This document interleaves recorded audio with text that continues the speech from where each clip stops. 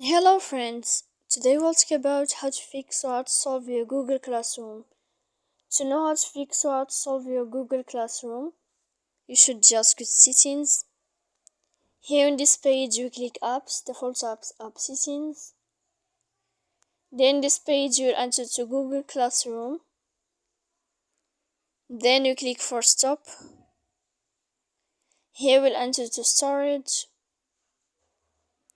Here we click clear cache.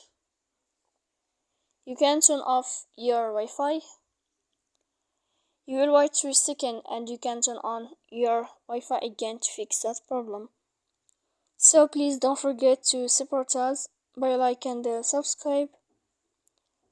See you next time in another video. And thank you for your attention and your watching.